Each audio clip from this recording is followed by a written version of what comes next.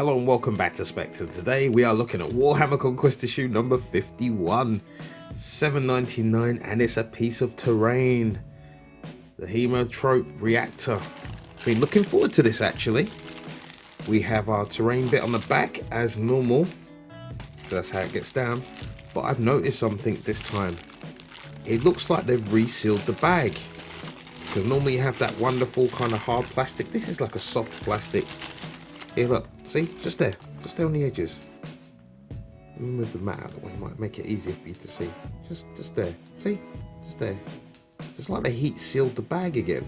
So this could have come out, been opened up, and they've just resealed it. That's not the end of the world, but hopefully nothing's missing. But I did get this set a lot sooner than I normally would. So I wonder if that's the payoff. I don't know. I don't mind. Let's get this open and have a look. Now, you know me and terrain already, and I can already tell you now that what I'm going to do is paint this terrain up on a separate video. So we'll build it, we'll have a look at it, and just build it up for another video. Now, you can get these. I think you get 2 in the set when you buy the box. You've got the sprue there, you can really see it snapped off here. So, price-wise, I'm not too certain. But as always with these things, you always make your money. I love how they always make the terrain this kind of bright brownish colour. It's really easy to paint up and spray up or even sponge up. But I'll show you that anyway when I do mine. Date 2016, so we're looking good. Plastic is as per normal. We just got, what's this? Oh, just a plastic from the resealing. So have a look at the details there. I always thought that was unusual, but hey, it's the AdMech for you. So this reactor is meant to be thousands of years old, maybe even tens of thousands of years old, producing power for the Imperium. We saw the plasma vents and plasma coils, and that goes together with this set. You can buy all separate pieces, or you can get like the individual bits as we've been getting with the magazine, or you can get it like in a set with everything all together. You know, pick as you choose. That's nice. When I find building that, it's not going to take long, you can really see.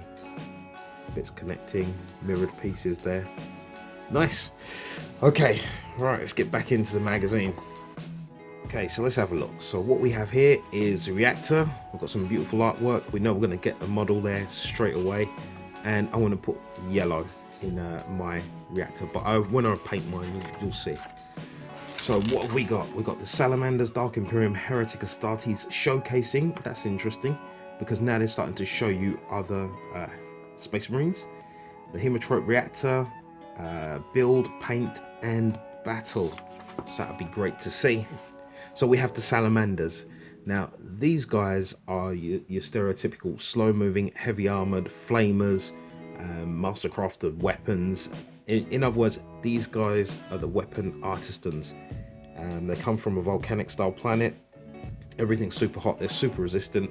And yes, the Primarch Vulcan is still alive. And these are one of the other chapters I was going to paint. If I didn't go for Blood Angels, I would have taken these guys, because I get to do my flamer effects, if you remember from previous videos. And I really like these guys. They only slightly got beat out by the Sons of Phoenix for me, because I had more flame effects with the candles. So there's the company designations, and they're talking about the master crafted weaponry. You've got purity seals on there, and that's how I remember mine on the battlefield. Sorry, let me just do the frog out my throat there. Yeah, and that's how I remember mine, when I've got purity seals on them, or litanies. You've got he's down there, doing his thing. Dark Imperium, so this is more lore in the kind of battles that come across, that change the galaxy. And they're doing one right now, which is the Psychic Awakening. And what they tend to do is like have like a collection of battles and get like the results, and they put it together into the story to see who wins and what does what and what changes. And it's kind of like almost like an interactive universe. So it's really handy if you're connected like game stores, etc., to kind of like go through that and get your results, or when you're playing with your buddies. And it really does build a narrative. I mean, you can do that on your own. I mean, the way how things are going with everything that's out there, like with Aeronaut Circa, Battlefield Gothica, kill teams and all that, you could start a small campaign and just build it all the way through at all different levels, even down with Epic. What's the other one? The one with the Titans at the minute.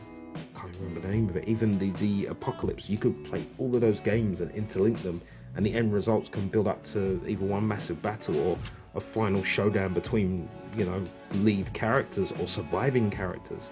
You know, that's a great weekend for me anyway.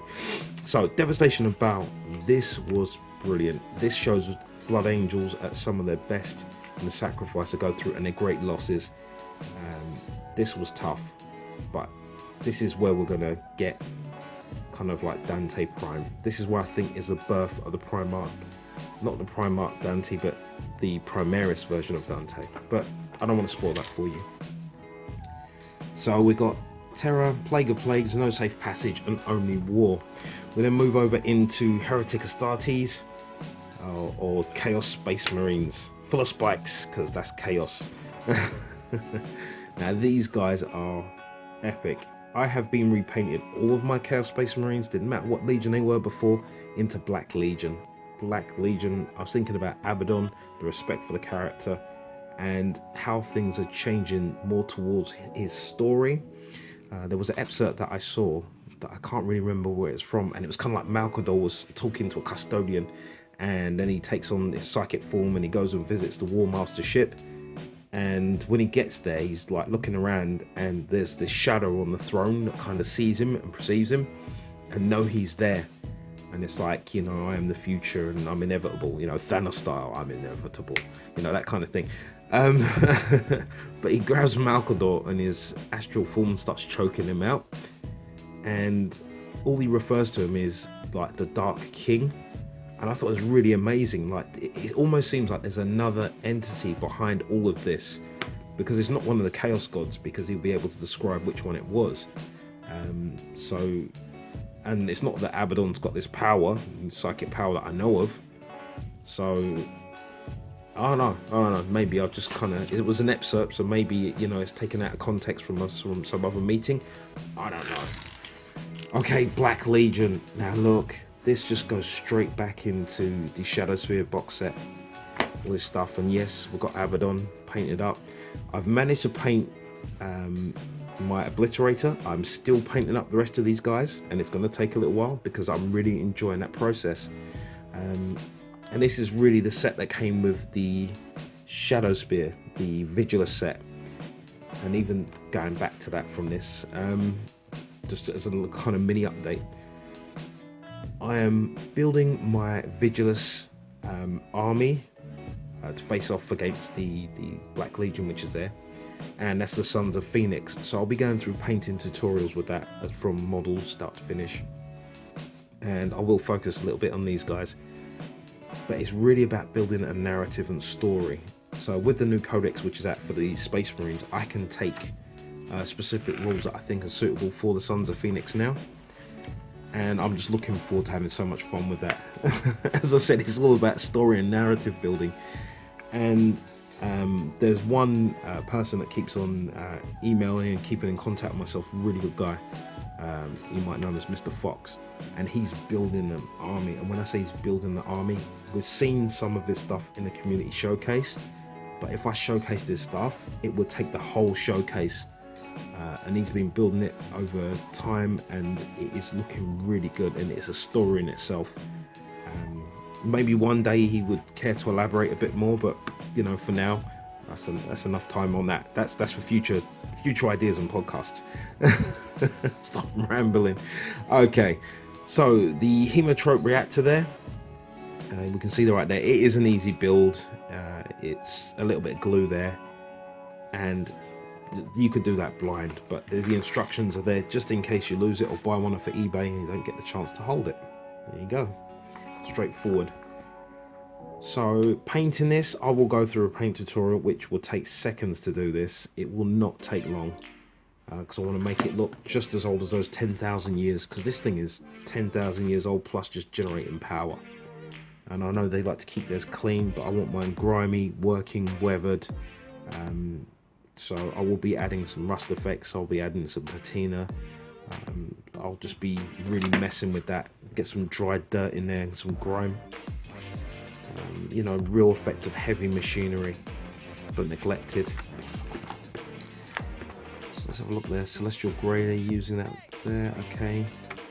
on black. This is good to see them getting into small detail there, which is within the kind of like, sorry to zoom in there, which is just the dials. If you've got a little bit of red in there, just make it look like it's going to overload. It would be really interesting. Sorry about the zoom function there. It's nice to have a little closer look sometimes. And we've got lensing, just the same as our bloke drone. And that's where that Wildlife Rider red really comes in and shows its worth. I've never seen anything that good. And there it is, front and back. Where you can get some wires, and if you've got some yellow, knock some yellow on there and just come in with a little bit of black to add in your emergency or your caution wires, and that will look really good. Just pop a few of those, you know, even if you get blue, just to add some cracked blue onto some of those wires, that'll look really nice. And I will come in these spots here and just added some yellow to give it that glow that we did before on the pipes, so it all matches in nicely. So we can put our reactor onto the map. Let's see there. So let's have a look. It acts as hazardous cover, so it will explode on a 7+ save. So if you roll a 6 to save, as it gives you +1 save, it will explode. It gives you cover. That will also cover your vehicles quite well. And there you go, hazardous cover right there. So power surge, mission, what have we got? Because they've been fighting over the power for quite a while, and I think we're going to see Lord Felthius soon. No, I think we've already seen him. Lord Typhus, that's who we're going to see soon. So fuel for the forge, let's have a look there. What have we got? Lord Felthius, Tainted Cohort, Chaos Rhino, 5 Plague Marines, 12 Poxwalkers. What are we doing here? Eliminate. The objective is the reactor itself. Guarding versus Captain Gravis, 5 intercessors, 3 aggressors, 3 hell blasters, 2 interceptors. Okay, confession, I went into my local gaming store, I saw the hell blasters on the shelf, I looked to the box and I grabbed something else, and I'll show you what that is at another point, but I will come back to them. Alright, 5 rounds. Who do I think will win this? As long as a Rhino doesn't get destroyed right away, I think the Death Guard will get there. Brilliant. Okay, so that's kind of a standard battle going back to that. It is both mats, so we are getting larger. I think once we get one more mat, we will be expanding to realm of full-size board, and that's going to be pretty cool. So our conquest continues, more Astro Granite, and I'm not going to lie, I have been using this now and just repainting the whole colour. But obviously without brushes, and if you lost brushes by now, that's a tough laugh. The last of our bikers. Now this issue, the last time we had bikers, the issue was just about worth it because, you know, there was 2 bikers. Now we've got 1.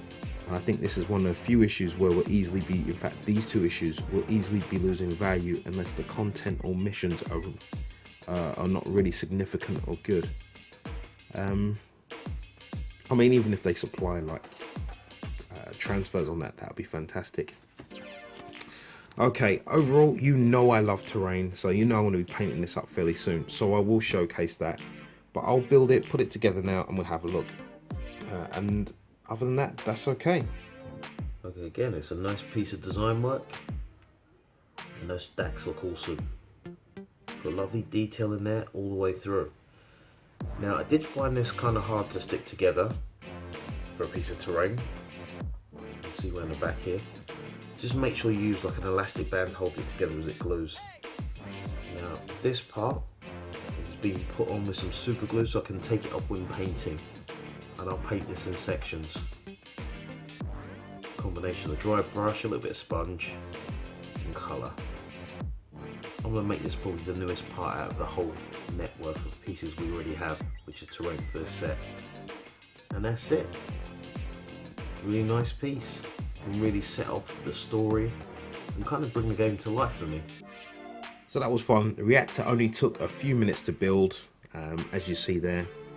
I'll be painting it up, and I probably think it will take about no more than 15 minutes to get painted up, where you'll be happy to have it on the table. Either way, this has been Spekd. I've enjoyed my time. I hope you've enjoyed yours as always, and I'll catch you again soon. PC out.